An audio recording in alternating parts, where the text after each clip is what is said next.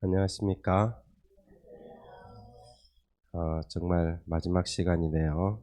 아주 짧은 시간인데, 어, 여러분을 만나서 정말 행복하고 즐거운 시간이었지만, 저에게는 또 약간의 그리움이 있는 시간이었습니다. 왜냐하면, 어, 여기 오는 바람에 또 저희 교회는 담임 목사를 또 한 안식일 잃어버리는 시간이었기 때문이죠. 저희 교회는 이제 뭐 여러분도 아시겠지만 방송을 하기 때문에 어, 제가 교회를 떠나 있어도 늘 교회와 붙어 있습니다. 그래서 강의를 하고 들어가서 또 그날 강의하신 장로님, 집사님들 강의를 제가 그 설교를 다 듣고 그리고 또 출석부를 또 다 봐서 어떤 분이 또 결석을 하셨는지 이것도 다 체크를 하고 그래서 교회를 떠나 있지만 마음은 계속 교회와 같이 움직이고 어제 안식 이후 또 교회에서 움직이는 뭐 청년 어린이반 활동이 어떻게 진행됐는지 또 맨발 걷기 커뮤니티는 어떻게 또 새 사람이 왔는지 이런 것들 다 체크하고 그래서 한순간도 교회를 떠나본 적이 없습니다. 그만큼 또 저는 제 나름대로 또 돌아가야 할 교회에 대한 그리움이 있는 시간이었지만 여러분과 함께 지내는 시간들이 저에게는 또 이중의 축복이었다 하는 생각을 하게 됩니다. 먼저 하나님의 말씀 신명기 32장 말씀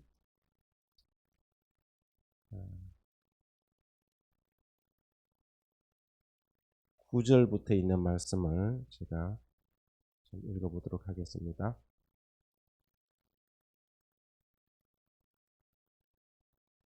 여호와의 분깃은 자기 백성이라 야곱은 그가 택하신 기업이로다.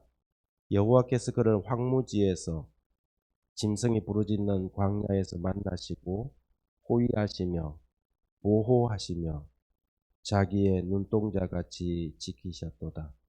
마치 독수리가 자기 보금자리를 어지럽게 하며 자기의 새끼 위에 너풀거리며 그의 날개를 펴서 새끼를 받으며 그의 날개 위에 그것을 엎는 것 같이 여호와께서 홀로 그를 인도하셨고 그와 함께한 다른 신이 없었도다.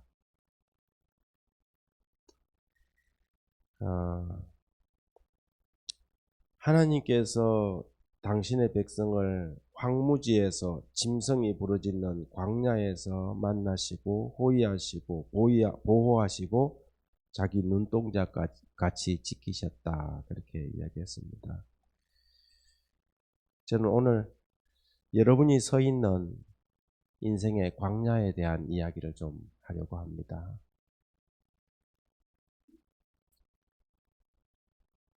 사람들은 그 서 있는 장소가 어떤 사람은 도시의 번화가에 어떤 사람은 허벌판인 광야에 서 있을 때가 있습니다.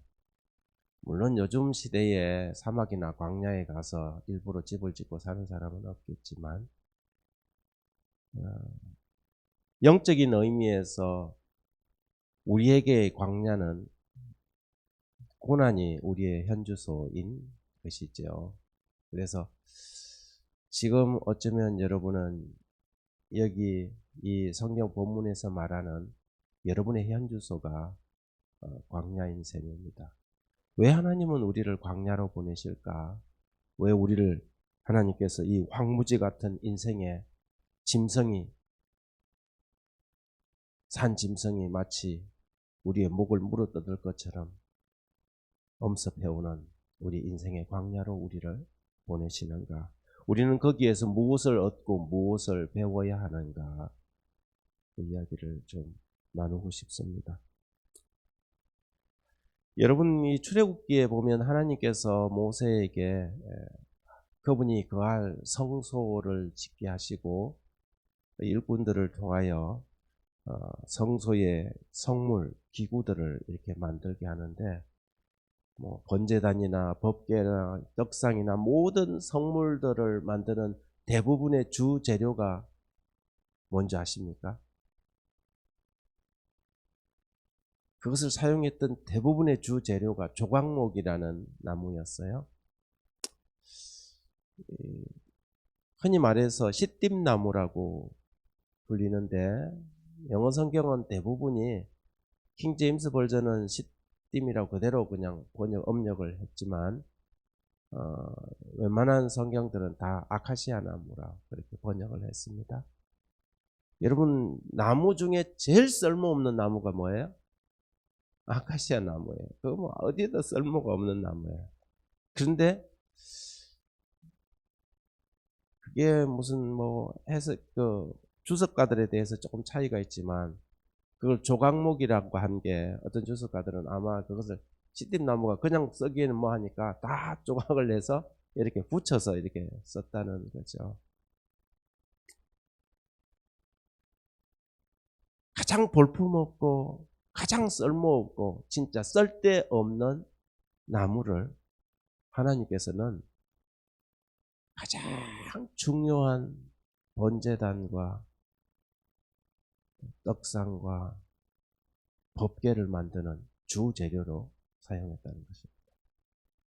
왜 수많은 이 나무들이 있지 않습니까? 좋은 나무들, 전나무, 잣나무, 뭐 레바논의 백향목 그런 나무는 다 켜갖고 그냥 대표질만 하면은 멋있게 만들어질 수 있는데 왜 굳이 하나님은 이 귀중한 성소의 재료를 쓰는데 시띠나무, 아카시아 나무를 썼을까? 여러분 어제 저녁에 제가 말씀드렸던 것처럼 광야를 이렇게 달리다 보면 차를 타고 주로 이제 성경의 땅을 탐험하러 가면 이집트를 들려서 가거나 아니면 저기 터키를 들려서 이제 이스라엘로 들어가는데 이집트에서 그 출애굽기를 따라서 차를 타고 쫙 올라가 보면 광야의 이 벌판에 아무것도 안 보여요. 그냥 벌판이고 가끔 가다가 차가 달리다가 하나씩 간혹 나오는 나무가 뭐냐면 시뜸나무예요.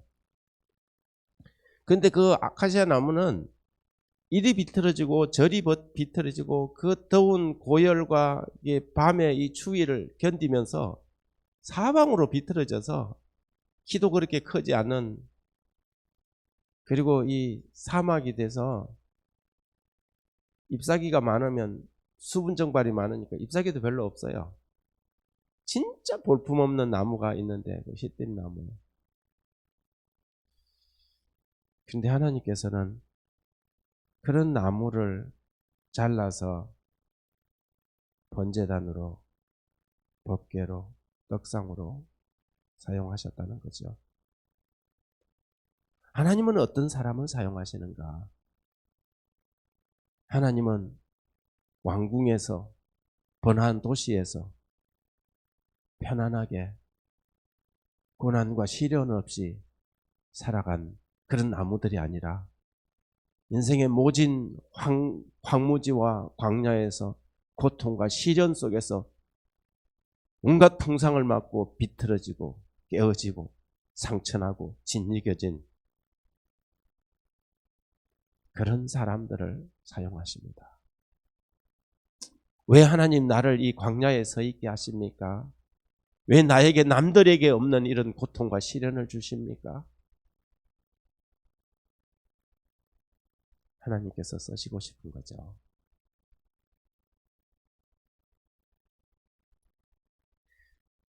하나님께서 시띠나무를 쓰시는 이유는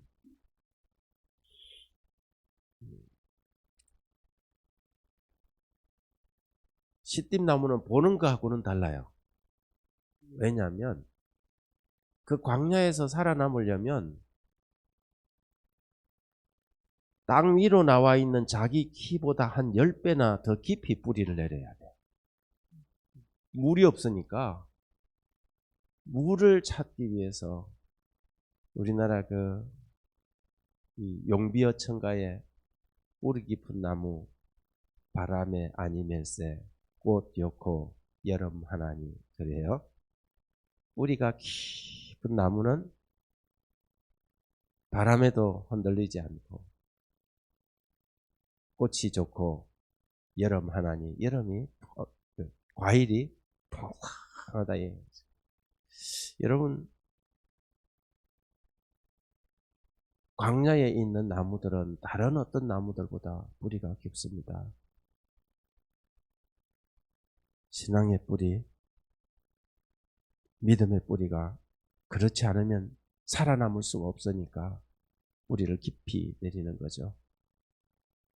여러분이 고난에, 여러분의 시련의 학교에서 여러분이 해야 할 일은 뭐냐 하면 여러분의 신세를 한탄하고 원망하고 좌절할 것이 아니라 이 기회를 통하여 여러분의 믿음의 뿌리를 하나님께, 그 하나님의 그 반석에 깊이 내리는 것입니다. 우리 목사님께서 천수답의 뜻을 아주 잘 풀어주셔서 감사합니다. 제 마음이 그랬습니다. 어느 날 제 자신을 새벽에 일어나서 돌아보는데 제 마음의 밭이, 여러분 천수답은 좋은 밭이 아니잖아요. 누가 천수답을 돈을 주고 사겠습니까? 그죠? 고생바가지인데 땅이 쩍쩍 갈라져서 물 한 방울도 아까운 그런 밭이죠. 그래서 항상 숨을 헐떡이고 허덕이는 밭이에요. 그런데 비가 한번 오면 어떻게 해요? 비가 한번 오면 한 방울도 아까워서 그것을 다 흡수해 드리는 밭이에요. 여러분, 땅이 쩍쩍 갈라진 천수답에 물 한 바가지 부어보세요. 언제 물을 부었는지 그대로 흡수해 버리거든요. 하늘의 비를 목마르게 사모하는 논, 그게 천수답이에요. 그 어떤 관계수로도 없어서 하늘만 쳐다보는 논, 광야에 있는 사람은 그런 사람인 것이죠. 여러분에게 어떤 이곳에서 여러분이 정말 만나고 여러분이 경험하고 여러분이 찾아야 하는 것은 인간적인 어떤 방법과 이 잘 세련된 어떤 기술적인 어떤 뭔가가 아니에요. 의사들의 이 현대의학이 공급해주는 약이나 세련된 어떤 세상의 의술이 아니라 하나님밖에 없는 것이죠. 오직 여러분의 믿음의 뿌리를 깊이 땅속으로 파고 들어가서 샘의 근원까지 내려가서 여러분 거기에 하나님의 반석 위에다가 믿음을 세우는 것입니다. 그렇게 세워진 나무는 흔들리지 않습니다. 흔들리지 않는 것이죠. 그렇게 세워진 나무들은 깊이 내려가서 그렇게 얻어서 그 양분을 받고 그 수분을 얻어서 만들어진 열매는 이 세상의 그 어떤 것과 비교할 수 없는 맛을 낼 수 있는 그런 나무가 됩니다. 하나님께서는 그런 시띠나무, 그런 아카시아 나무, 그런 조각목을 하나님의 성전의 성구로, 기구로 사용하십니다. 하나님, 저에게 왜 이런 일이 있어야 하나요? 하나님께서 이렇게 말씀하십니다. 그래야 내가 너를 쓸 수가 있으니까. 자기 자랑, 자기 잘남, 자기 멋에 충만해 있는 사람을 하나님께서 쓰시는 것이 아니라 인간의 모든 것들을 내려놓고 굽을 대로 굽고 비틀어질 대로 비틀어지지만 그러나 하나님께 온전히 굴복되어진 사람, 나는 그런 사람만 쓴다. 내가 쓰는 사람은 그런 사람이다. 그래서 너에게 인내가 지금 필요하고 너에게 기다림이 필요하고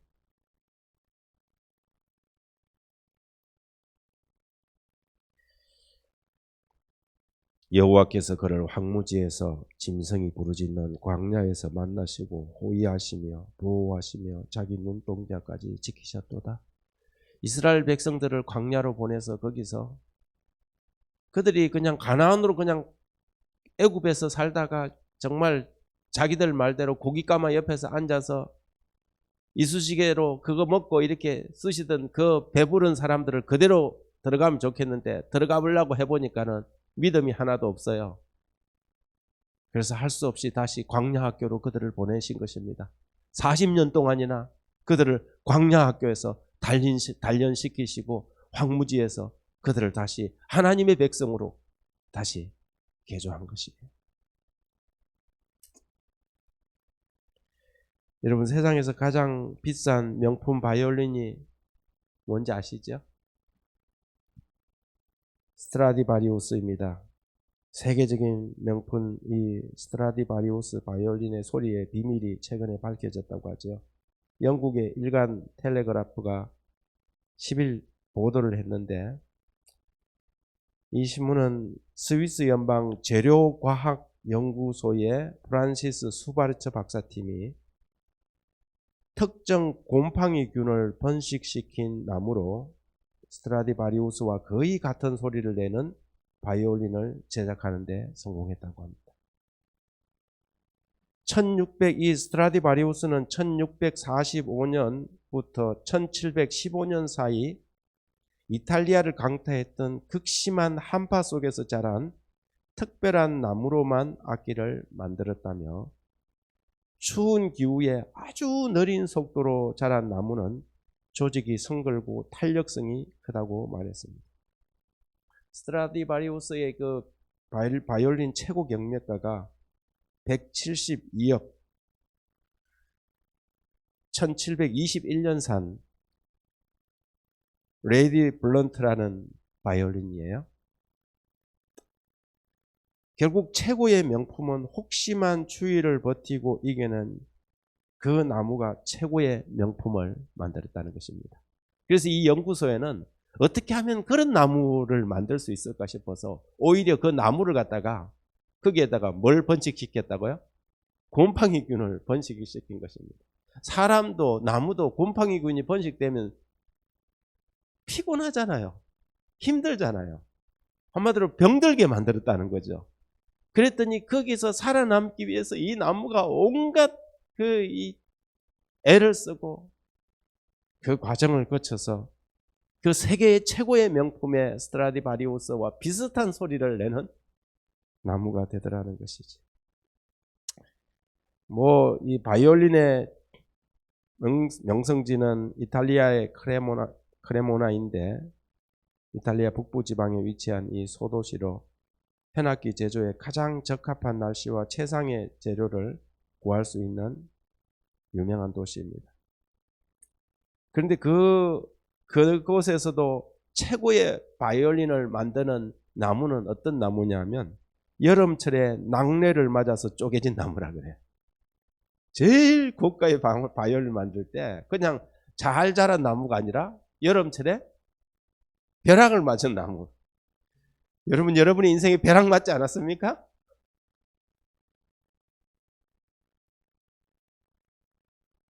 벼락 맞으면 전기 충격을 받잖아요. 사람은 누구나 고난을 좋아하지 않습니다. 우리의 육신은 고난보다는 편안함을, 수고보다는 안락을 사랑합니다. 그러나 하나님의 사람은 고난의 광야에서 만들어진다는 것을 아는 사람은 별로 없는 것 같습니다. 성경을 살펴보면 하나님의 사람들은 화려한 궁정이나 세상이 제공하는 부요의 학교에서 만들어지지 않고 광야 학교에서 만들어진다는 것을 알게 됩니다. 대표적인 사람이 모세죠. 그는 40년 동안 애국 궁정에서 교육을 받았습니다. 스데반은 모세를 가리켜서 애굽 사람의 학수를 다 배워 그 말과 행사가 능하였다 그랬습니다.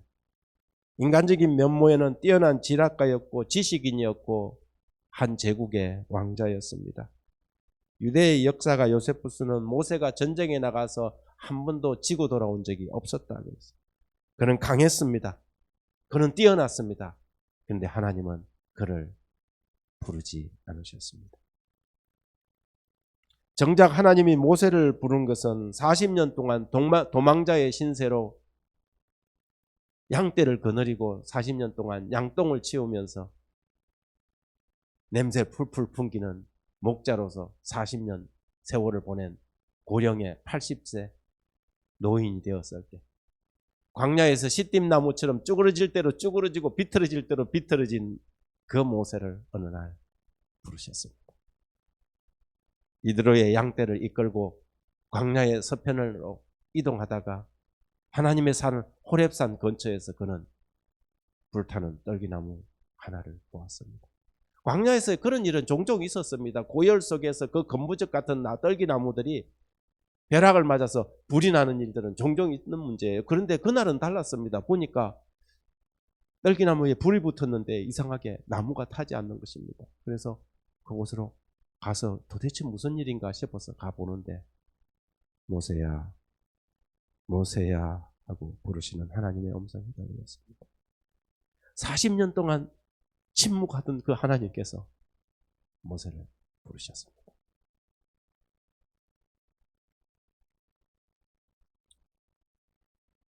하나님은 인생의 허벌판과 같은 광야에서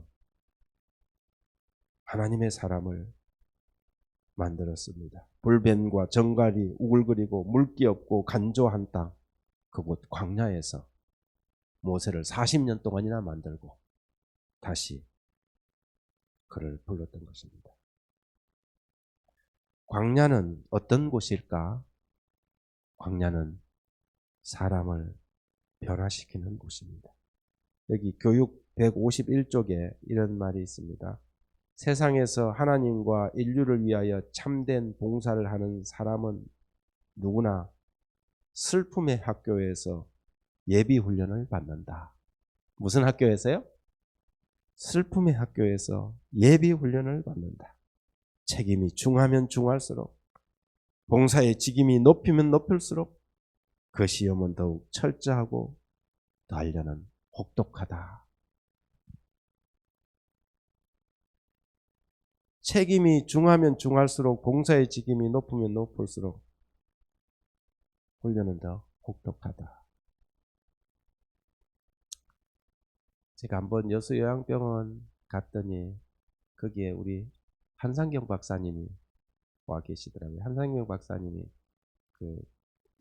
좀 많이 아프시잖아요. 오랜 세월 동안. 근데 그분이 마치는 날 노래를 하시겠다고 앞에 나와서 이제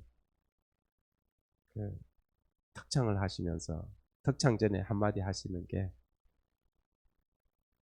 제가 여기 와보니 여기 오신 분들이 계급이 다 높더라고요. 그러면서 저도 계급이 꽤 높습니다. 이게 끝이 없는 싸움이잖아요. 그러더라고요. 그 말이 무슨 말인가 처음에는 해석이 잘 안 됐는데 보니까 다 중환자들이다 이 말이에요. 저는 여러분의 계급이 1병인지 2병인지 상병인지 병장인지 잘 모릅니다. 근데 여기 보니까 뭐라고 했냐면, 책임이 중하면 중할수록, 봉사의 직임이 높으면 높을수록 시험은 더 철저하고 혹독하다.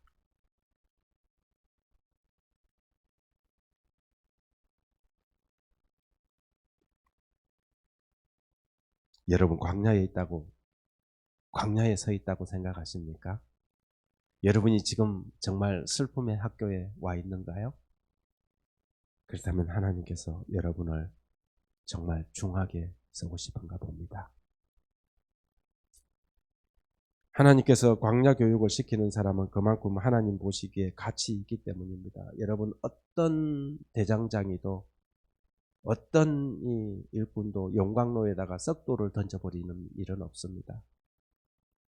거기에서 정말 그 재련을 통하여 귀중한 가치 있는 것들을 얻고자 할 때, 그때에 그것을 어디에 던집니까? 용광로에 넣지 않습니까? 대장장이는 새와 철을 던져 넣었을 때 그것으로부터 불순물을 걸러내고 정결하고 쓸만한 귀한 제목을 얻기 위해서 그렇게 하는 것입니다. 그러므로 여러분, 광야를 두려워하지 말고 오히려 광야를 즐기시고 사랑하시기 바랍니다.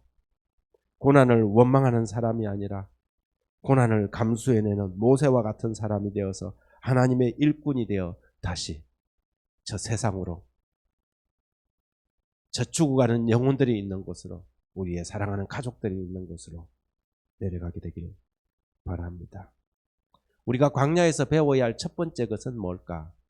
그것은 기다림입니다. 모세는 기다리지 못해서 실패했습니다. 하나님께서 모세를 쓰시려고 하셨어요. 그런데 모세는 하나님께서 부르실 때까지 기다리지 못해서 자기 손으로 사람을 어떻게 했어요? 때려 죽였어요. 어느 날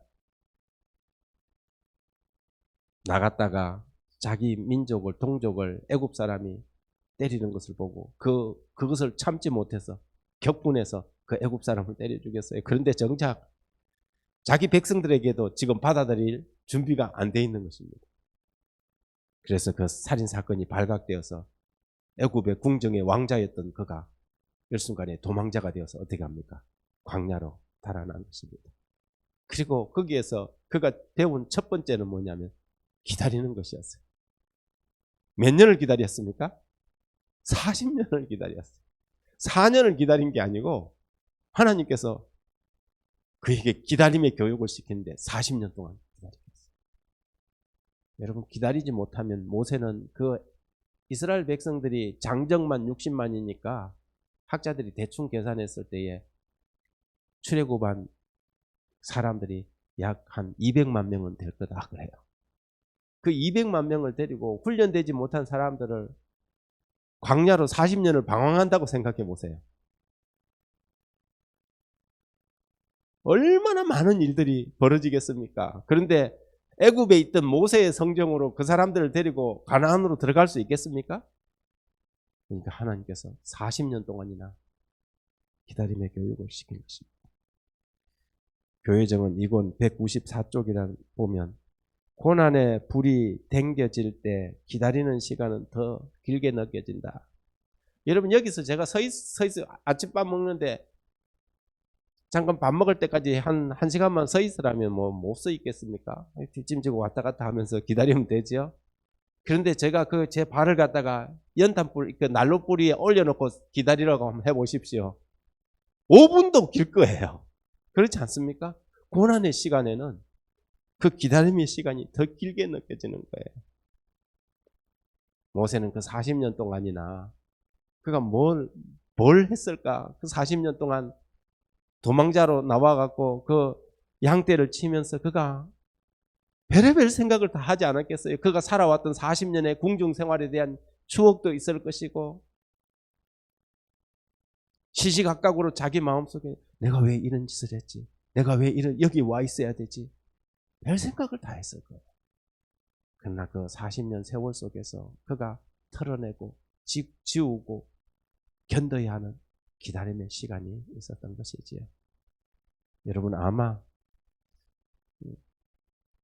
원장님이 이렇게 저기 등산할 때 길에서 만날 때 여러분들 묻고 싶은 말들이 많을 거예요.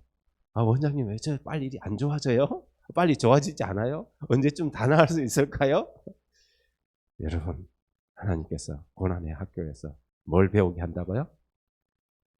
제가 어제 그런 말씀 드렸죠. 병이 금방 드는 거 아니에요. 어느 한순간은 재수 없어서 병 드는 거 아니에요? 병 드는 것도 뭐예요? 차근차근히 이것저것 다 조건이 맞아갖고 진짜 로또 맞은 것처럼 드는 게 병이에요. 병이 그냥 내가 뭐 잘못 먹는 거 한 번 잘못 먹었다고 병 드는 거 아니에요. 거기에다가 생활에다가 뭐 이것저것 뭐 이게 복합적으로 해갖고 딱 해서 뚝이 무너지거든요. 낫는 것도 여러분 뭐 한번 이렇게 뭐 먹는다고 해서 금방 낫기를 기대하면 안 돼요. 여러분의 마음, 여러분의 생각, 그리고 여기서 먹는 좋은 음식들, 그리고 하나님께서 제공해 주신 천연적인 요소들, 이것들을 충분히 여러분이 절개합니다. 안달복달 하지 마시고 절개합니다. 그런데 어느 순간에 깨끗이 낫는 것이죠. 이곳에서 여러분 배워야 한 첫 번째가 뭐예요? 광야학교에서 기다림입니다. 기다림, 이것은 하나님의 사람들이 배우는 첫 번째 과목입니다. 요셉의 참된 품성은 어두운 감옥 속에서도 빛을 발하고 있었다. 그는 자기의 신앙을 굳게 붙잡고 모든 것을 참았다. 그는 수년 동안의 충성스러운 봉사가 가장 잔인한 보답을 받았으나 이 일이 그를 침울하게 하거나 불신하게 하지 못했다. 그는 양심에 꺼리낌이 없으므로 마음이 아주 평안했다. 그는 자기의 모든 염려를 하나님께 맡겼다. 그는 자신의 불행의 마음을 앓지 않고 다른 사람의 슬픔을 가볍게 해주려고 노력하는 중에 자신의 슬픔을 잊었다. 요셉은 애굽의 종으로 팔려가갔고요. 13년 동안 보디발의 집에서 뭘 했냐면 종살이를 했어요. 노예살이를 했어요. 그런데 그렇게 열심히 살았는데 또 어디로 갔어요? 감옥에 갔어요. 근데 여기 보십시오. 요셉은 자신의 불행의 마음을 앓지 않고 다른 사람의 슬픔을 가볍게 해주는 데 노력했다. 여러분이 수양원 같은 데 와서, 이게 힐링센터에 와서 어떤 사람의 치료가 빠른가? 어떤 사람이 요셉처럼 갑자기 한 2년 후에 애굽의 재상으로 뛰어오르가 완치가 되어서 떠나는가?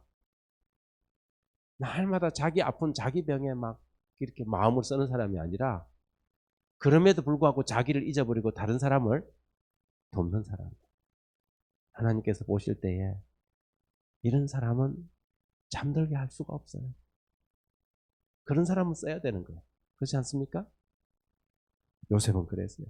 감옥에 갔는데 감옥에서도 앉아갖고 자기 신세 한탄이나 앉아있는 게 아니고 오히려 감옥에 들어온 다른 사람들을 돌보기 위해서 자기의 슬픔을 잊어버리는 사람이죠. 하나님께서는 그를 쓰시기 위하여 고난의 학교에서 준비시키고 계셨으며 그는 필요한 훈련을 거절하지 않았다. 모세는 40년을 기다렸습니다. 요셉도 그랬습니다.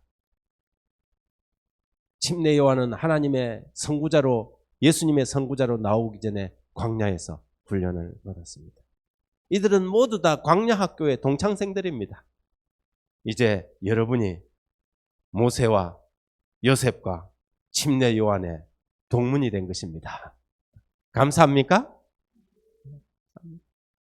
하나님, 저를 그렇게 뚫고 들어가기 경쟁률 어려운 광야 학교로 입학시켜 주셔서 감사합니다. 하나님께 감사하시기 바랍니다. 광야 학교에서 두 번째 배우는 것은 외로움을 극복하는 것입니다. 시련의 시간 외로워지지 않습니까? 나 혼자 있는 것 같고 고독해지지 않습니까? 그런데 우리는 이 광야 학교에서 외로움을 극복하는 법을 배워야 합니다. 깊은 영성과 신앙을 위해서 우리는 외로움의 학교에 입학하게 됩니다. 하나님은 사람을 외로움을 통해서 성숙시키는 분입니다. 그동안은 여러분 이곳에서 제일 많이 해야 되는 게 뭐냐면 하나님의 음성을 듣는 거예요. 그동안은 늘 듣는 게 뉴스, 세상 돌아가는 이야기, 이 사람 저 사람 이야기, 막 이런 이야기였잖아요. 근데 이곳에서 여러분 들어야 되는 것은 이 외로움의 학교, 광야 학교에서는 다른 사람의 소리가 하나도 안 들려요. 지나가는 바람 소리, 그냥 하늘에 계곡에서 흐르는 물소리, 인위적인 소리라고는 하나도 들리지 않는 그런 곳에서 여러분 우리는 하나님의 음성을 듣는 법을 배워야 하는 것입니다. 광야는 하나님의 음성을 듣는 곳이에요. 여러분 이곳에서도 하나님의 음성을 못 들으면요, 여러분 우리는 하나님의 음성을 들을 기회가 없어요. 어느 날 모세는 어느 날 자기를 부르는 하나님의 음성을 들었습니다. 40년이 걸렸어요. 하나님의 음성을 듣는데 40년이 걸렸어요. 여러분 고난의 시간 동안 여러분 하나님의 음성을 듣게 되기를 바랍니다. 어쩌면 하나님께서 40년 전에도 모세를 여러 번 부르셨는지도 몰라요. 그런데 모세가 세상의 교육과 이런 데 익숙해져 갖고 여러분 이명이라는 게 있지 않습니까? 자꾸 무슨 소리가 들리는 거예요. 여러분 이 세상 사람들이 이명 환자들이 많습니다. 맨날 뭐 이렇게 귀에다 꽂고 다니고 뭐 이러다 보니까 젊은 사람들이 이명 환자들이 많아요. 가만히 있어도 뭐가 들리는 것 같아. 그런데 그 들리는 소리가 다 쓸데없는 소리예요. 여러분, 우리가 세상을 살아가면서 듣지 말아야 할 소리, 보지 말아야 할 것을 너무 많이 보고 살아가고 있어요. 정작 들어야 할 하나님의 음성은 못 듣는 것입니다. 하나님이 우리의 가장 가까이 와서 병주야, 병주야 하고 부르시는데도 하나님의 음성을 듣지 못하는 거예요. 사람의 이야기, 세상의 정치 이야기. 어떤 교인들은 저한테 맨날 문자를 보내는 게, 문자라는 것이 무슨 저기 무슨 당 이야기, 무슨 당 이야기 이런 것만 보내요. 그래서 제가 하도 어이가 없어서 그 집사님한테 제가 문자를 보냈어요. 집사님이 보낼 게 이런 것밖에 없습니까?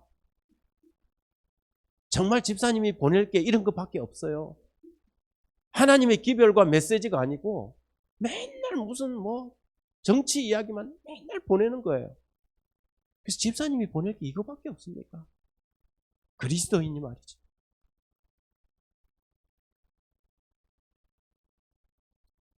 하나님께서 계속 말씀하시는데도 안 들리는 것이죠.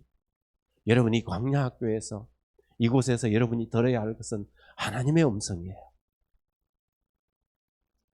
하나님의 음성을 듣고 이 고난과 시련의 광야 학교에서 깨어나시기 바랍니다.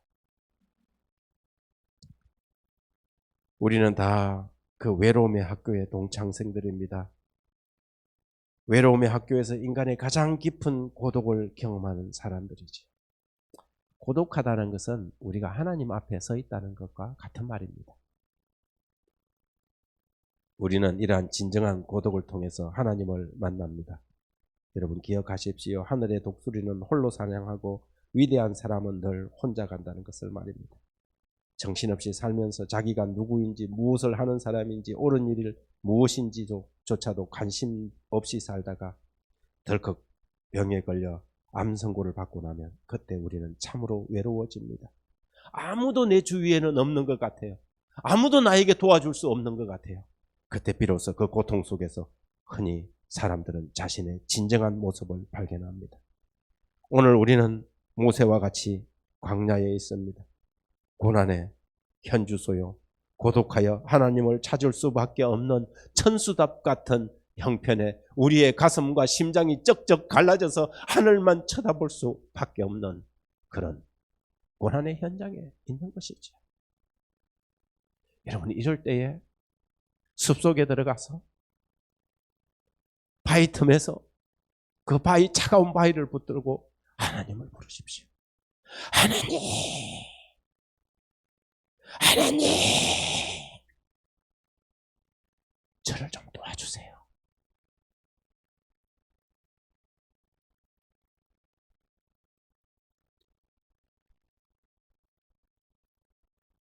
여러분, 이것이 광야인 것입니다.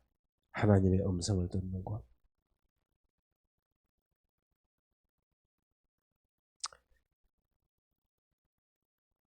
루이스라는 학자는 그러므로 고통은 청각장애인에게 알아듣게 하는 하나님의 확성기다 그랬어요.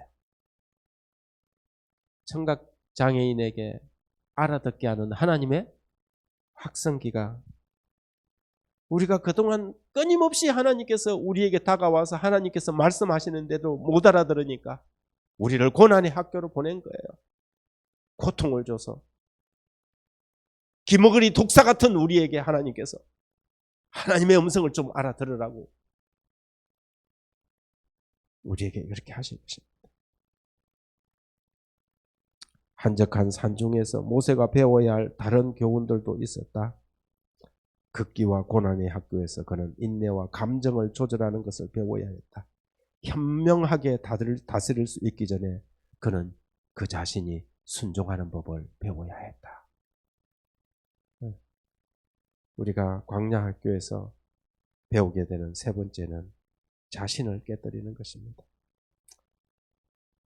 예수께서 제자들에게 이르시되 아무든지 나를 따라오려거든 자기를 부인하고 자기 십자가를 지고 나를 쫓을지니라. 광야 학교에서 우리가 배워야 하는 것은 자기를 부인하는 것입니다. 자기 부인. 자기를 무시하라는 것이 아니라 자기를 내려놓는 것입니다. 하나님께서 모든 사람을 다 쓰실 수 있어도